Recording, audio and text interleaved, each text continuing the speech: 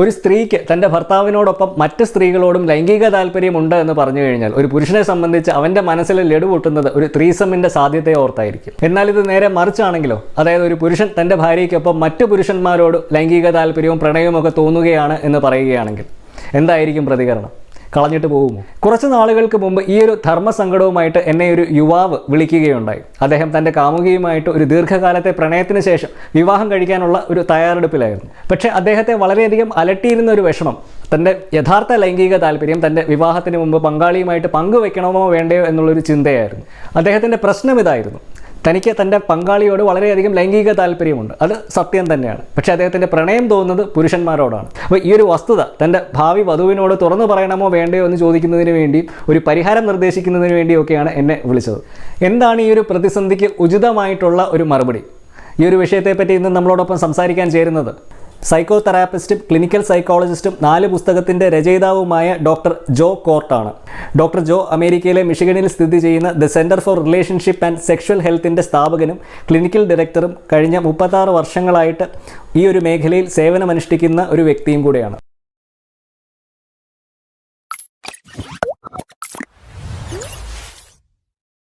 നമസ്കാരം, എൻ്റെ പേര് സംഗീത് സെബാസ്റ്റ്യൻ. ഞാനൊരു സെക്ഷുവാലിറ്റി റൈറ്ററും സെക്സ് എഡ്യൂക്കേറ്ററുമാണ്. ഈ ലൈംഗിക വിദ്യാഭ്യാസം കേരളത്തിലും ഇന്ത്യയിലുമൊക്കെ സ്കൂളിലും കോളേജിലും മാത്രമല്ല, നമ്മളുടെ സമൂഹം ആദരിക്കുന്ന ഡോക്ടർമാരുടെ മെഡിക്കൽ കരിക്കുലത്തിൻ്റെ ഭാഗമായിട്ട് പോലും ഇന്നുമില്ല എന്നുള്ള വസ്തുത സ്വന്തം ജീവിതാനുഭവത്തിൽ നിന്ന് തിരിച്ചറിഞ്ഞതിന് ശേഷം തുടങ്ങിയ ഒരു പ്ലാറ്റ്ഫോമാണ് വിവോക്സ്. ചുരുക്കം പറഞ്ഞു കഴിഞ്ഞാൽ, നിങ്ങൾ ഇന്ത്യയിൽ ഒരു ഡോക്ടർ ആയതുകൊണ്ടോ MBBSും MDയും ഒക്കെ നേടിയതുകൊണ്ട് മാത്രമോ ഒന്നും ലൈംഗികതയെപ്പറ്റി സംസാരിക്കുവാനോ ലൈംഗിക ബുദ്ധിമുട്ടുകൾക്ക് പരിഹാരം നിർദ്ദേശിക്കുവാനോ ഒന്നും യാതൊരു യോഗ്യതയുമില്ല എന്ന് സാരം.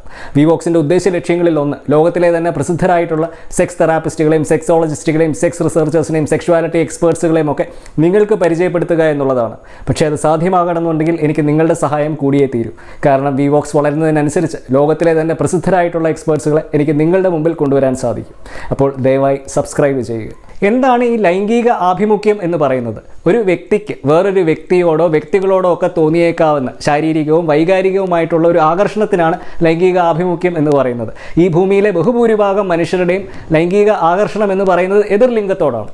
ഇംഗ്ലീഷിൽ ഇതിന് നമ്മൾ പറയുന്ന പേരാണ് ഹെട്രോസെക്ഷൽ അട്രാക്ഷൻ. പക്ഷേ അതിൻ്റെ അർത്ഥം മജോറിറ്റിയുടെ ലൈംഗിക ആഭിമുഖ്യം മാത്രമാണ് ശരിയെന്നാണോ?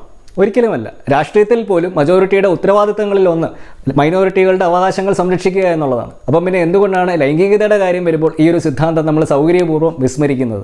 ബഹുമാനപ്പെട്ട സുപ്രീം കോടതിയുടെ നേതൃത്വത്തിൽ നിയമപരിഷ്കരണങ്ങൾ കൊണ്ടുവന്നിട്ട് പോലും ഇന്നും വിവേചനങ്ങൾക്ക് വിധേയമാകുന്ന ഒരു വിഭാഗമാണ് ലൈംഗിക ന്യൂനപക്ഷങ്ങൾ. ഇംഗ്ലീഷിൽ LGBT+ എന്ന് വിളിക്കുന്ന കൂട്ടായ്മ. അതായത് ലെസ്ബിയൻ, ഗേ, ബൈസെക്ഷൽ, ട്രാൻസ്ജെൻഡർ. അവ കൂടാതെ വേറെയും ലൈംഗിക ന്യൂനപക്ഷങ്ങളുണ്ട്. അവയും കൂടെ ഈ ഒരു കൂട്ടായ്മയിൽ ഉൾപ്പെടുത്തുന്നതിൻ്റെ ഭാഗമായിട്ടാണ് പ്ലസ് ഇട്ടേക്കുന്നത്. പക്ഷേ ഈ ഒരു കൂട്ടായ്മയിൽ ഏറ്റവും അധികം തെറ്റിദ്ധരിക്കപ്പെട്ട വിഭാഗം ആരാണ് എന്ന് ചോദിച്ചു കഴിഞ്ഞാൽ അത് ബൈസെക്ഷൽസ് ആണ് എന്ന് പറയേണ്ടി വരും.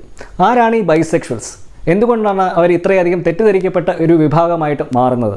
നമുക്ക് ആദ്യമേ ഈ ബൈസെക്ഷലുകൾ ആരാണ് എന്ന് നോക്കാം. പലരും മനസ്സിലാക്കി വെച്ചിരിക്കുന്നത് ഒരു സ്ത്രീയോടും പുരുഷനോടും തുല്യമായിട്ട് ലൈംഗിക ആകർഷണം തോന്നുന്ന ഒരു വ്യക്തിയാണ് ബൈസെക്ഷൽ എന്നാണ്. എന്നാൽ ഇത് ശരിക്കും ഒരു യഥാർത്ഥത്തിൽ ഒരു ശരിയായ നിർവചനമല്ല. ഒരു ബൈസെക്ഷലായ വ്യക്തിയെ സംബന്ധിച്ച് സ്ത്രീകളോടും പുരുഷന്മാരോടുമുള്ള ലൈംഗിക താല്പര്യം പോലെ തന്നെ ആ LGBT+ലെ മറ്റ് ന്യൂനവിഭാഗങ്ങളോടും ഒരു ലൈംഗിക ആകർഷണം തോന്നിയേക്കാം, ട്രാൻസ്ജെൻഡറുകൾ ഉൾപ്പെടെ. അപ്പോൾ ഇനി എന്തുകൊണ്ടാണ് ഇവർ തെറ്റിദ്ധരിക്കപ്പെടാൻ കാരണം? അതിൻ്റെ ഒരു പ്രധാന കാരണം ഈ ഒരു ലൈംഗിക ആഭിമുഖ്യത്തെ പറ്റിയുള്ള ഒരു അജ്ഞത തന്നെയാണ്. സ്വർഗ്ഗാനുരാഗികളായ പുരുഷന്മാരെ പോലെയും സ്വർഗ്ഗാനുരാഗികളായ സ്ത്രീകളെ പോലെയും തന്നെ ബൈസെക്ഷുവാലിറ്റി എന്ന് പറയുന്നത് വ്യത്യസ്തമായിട്ടുള്ള ഒരു ലൈംഗിക ആഭിമുഖ്യം തന്നെയാണ് എന്നാണ് പഠനങ്ങൾ വ്യക്തമാക്കുന്നത്.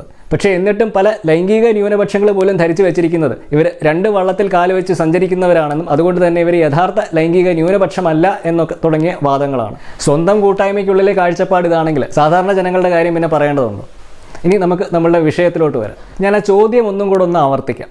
നിങ്ങൾ ഒരു ബൈസെക്ഷൽ ആയിട്ടുള്ള ഒരു പുരുഷനാണെങ്കിൽ നിങ്ങളുടെ ഭാവി വധുവിനോട് നിങ്ങളുടെ ലൈംഗിക ആഭിമുഖ്യം തുറന്നു പറയേണ്ടതിൻ്റെ ആവശ്യമുണ്ടോ? പല ബൈസെക്ഷലുകളും അവരുടെ സ്വർഗ്ഗാനുരാഗ താല്പര്യങ്ങൾ സാക്ഷാത്കരിക്കാൻ ശ്രമിക്കാറില്ല. അതുകൊണ്ട് തന്നെ അവർക്ക് ഒരു എതിർലിംഗത്തിൽപ്പെട്ട വ്യക്തിയുമായിട്ട് ദീർഘകാലം ഒരു സുസ്ഥിരമായിട്ടുള്ള ദാമ്പത്യ ജീവിതത്തിൽ ജീവിക്കുവാൻ സാധിക്കും. ഈ ഒരു കാരണം കൊണ്ട് തന്നെ പല ബൈസെക്ഷലുകളും അവരുടെ യഥാർത്ഥ ലൈംഗിക താല്പര്യം പങ്കാളിയുമായിട്ട് പങ്കുവയ്ക്കാറില്ല. പക്ഷേ അവരുടെ സ്വർഗ്ഗാനുരാഗ താല്പര്യങ്ങൾ സാക്ഷാത്കരിക്കാൻ ശ്രമിക്കുമോ ഇല്ലയോ എന്നുള്ള ഒരു ഉറപ്പ് ആ ബൈസെക്ഷൽ ആയിട്ടുള്ള വ്യക്തികൾക്ക് മാത്രമേ നൽകുവാൻ സാധിക്കുകയുള്ളൂ. പലപ്പോഴും ഒരു സ്ത്രീ ബൈസെക്ഷൽ ആണ് എന്നൊരു പുരുഷൻ മനസ്സിലാക്കുമ്പോൾ ഉണ്ടാകുന്ന ഒരു പ്രതികരണമായിരിക്കില്ല ഒരു പുരുഷൻ ബൈസെക്ഷൽ ആണ് എന്നറിയുമ്പോൾ ഒരു സ്ത്രീയുടെ ഭാഗത്തു നിന്നും ഉണ്ടാകുന്നത്. പല സ്ത്രീകളും ആ ബന്ധം തന്നെ വേണ്ടെന്ന് വെക്കാനുള്ള ഒരു സാധ്യതയുണ്ട്. അപ്പോൾ അതിൻ്റെ അർത്ഥം നിങ്ങൾ നിങ്ങളുടെ യഥാർത്ഥ ലൈംഗിക താല്പര്യം മറച്ചു വെച്ചൊരു വിവാഹം കഴിക്കണമെന്നാണോ? സത്യത്തിൽ ഇത് കുറച്ച് റിസ്ക് ഉള്ള ഒരു പരിപാടിയാണ്. കാരണം നിങ്ങളുടെ യഥാർത്ഥ ലൈംഗിക താല്പര്യം നിങ്ങളുടെ പങ്കാളിയുമായിട്ട് ഒറ്റയടിക്ക് പങ്കുവെച്ച് കഴിഞ്ഞാൽ ആ ബന്ധം തന്നെ ഇല്ലാതാകാനുള്ളൊരു സാധ്യത വളരെ കൂടുതലാണ്. അങ്ങനെയാണെങ്കിൽ പറയാതിരുന്നാലോ? അപ്പോഴും റിസ്ക് ഉണ്ട്. കാരണം നിങ്ങളോടൊപ്പം ജീവിക്കുകയും ഉറങ്ങുകയും ഒക്കെ ചെയ്യുന്ന നിങ്ങളുടെ പങ്കാളിക്ക് നിങ്ങളുടെ യഥാർത്ഥ ലൈംഗിക താല്പര്യം മനസ്സിലാക്കാനുള്ളൊരു സാധ്യത വളരെ കൂടുതലാണ്. ഈ കൂടെ കിടക്കുന്നതിനെ രാപ്പനി അറിയൂ എന്ന് പറയുന്നത് പോലെ അന്നേരം അതുണ്ടാക്കുന്ന പ്രത്യാഘാതങ്ങൾ വളരെ ഗുരുതരവുമായിരിക്കും. അപ്പം പിന്നെ എന്താണ് ഒരു മാർഗം? എടുത്തു ചാടാതെ കാര്യങ്ങൾ വളരെ സാവധാനത്തിൽ പങ്കാളിയോട് അവതരിപ്പിക്കാൻ ശ്രമിക്കാം. ഉദാഹരണത്തിന്, സംഭാഷണത്തിനിടയിൽ ലൈംഗിക ന്യൂനപക്ഷങ്ങളെ പറ്റിയുള്ള തൻ്റെ പങ്കാളിയുടെ അഭിപ്രായം ആരാഞ്ഞുകൊണ്ട് തുടങ്ങാം.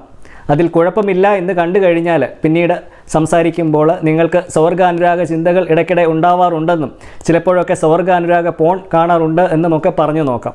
അങ്ങനെ സാവധാനത്തിൽ ഈ ഒരു ലൈംഗിക ആഭിമുഖ്യത്തെ പറ്റിയുള്ള ചിന്ത അവരുടെ മനസ്സിൽ കൊണ്ടുവന്നതിന് ശേഷം മാത്രമേ താൻ ബൈസെക്ഷൽ ആണ് എന്ന് വെളിപ്പെടുത്താവൂ. ഇനി എത്ര സൂക്ഷിച്ച് കാര്യങ്ങൾ അവതരിപ്പിച്ചാൽ പോലും വളരെയധികം സ്ത്രീകൾ തൻ്റെ ഭാവി വരൻ ഒരു ബൈസെക്ഷൽ ആണ് എന്ന് കേൾക്കുമ്പോൾ ബന്ധം അവസാനിപ്പിക്കുകയാണ് പതിവ് എന്നും ഡോക്ടർ ജോ കൂട്ടിച്ചേർത്തു. നിങ്ങളുടെ ദാമ്പത്യ ബന്ധത്തിലുണ്ടാകുന്ന ഒട്ടുമിക്ക പ്രശ്നങ്ങൾക്കും ഒരു ഉചിതമായിട്ടുള്ള തീരുമാനമെടുക്കാൻ ഏറ്റവും നല്ല മാർഗ്ഗം കൗൺസിലിംഗ് ആണ്. കാരണം ഒരു സമഗ്ര ലൈംഗിക വിദ്യാഭ്യാസം ഉൾപ്പെടുന്ന കൗൺസിലിങ്ങിലൂടെ മാത്രം നിങ്ങൾക്കൊരു തീരുമാനമെടുക്കാനുള്ള ഒരു കഴിവ് ലഭിക്കും. നിങ്ങളുടെ ലൈംഗികതയ്ക്ക് എങ്ങനെ നിങ്ങളുടെ വ്യക്തിത്വത്തെയും ആത്മവിശ്വാസത്തെയും ഒക്കെ മാറ്റിമറിക്കാനുള്ള ഒരു ശക്തിയുണ്ട് എന്നതിനെപ്പറ്റി കൂടുതൽ മനസ്സിലാക്കാൻ താല്പര്യമുണ്ടെങ്കിൽ നിങ്ങൾക്ക് എന്നെ ഈ നമ്പറിൽ കോൺടാക്റ്റ് ചെയ്യാവുന്നതാണ്. അപ്പോൾ എന്താണ് നമ്മുടെ ചോദ്യത്തിൻ്റെ ഉത്തരം? നിങ്ങളുടെ ബൈസെക്ഷൽ ലൈംഗിക ആഭിമുഖ്യം നിങ്ങളുടെ ഭാവി വധുവിനോട് തുറന്നു പറയേണ്ടത് ആവശ്യമാണോ ഇല്ലയോ? ആ തീരുമാനം എടുക്കേണ്ടത് നിങ്ങൾ മാത്രമാണ്. കാരണം ആ വ്യക്തിയുമായിട്ട് ജീവിതം തുടങ്ങുന്നത് നിങ്ങളാണ്. അപ്പോൾ ഒരു പുതിയ വീഡിയോയുമായിട്ട് നമുക്ക് വീണ്ടും കാണാം. Until next time, this is Sangeet Sebastian signing off for VVox. Just sex, no shame.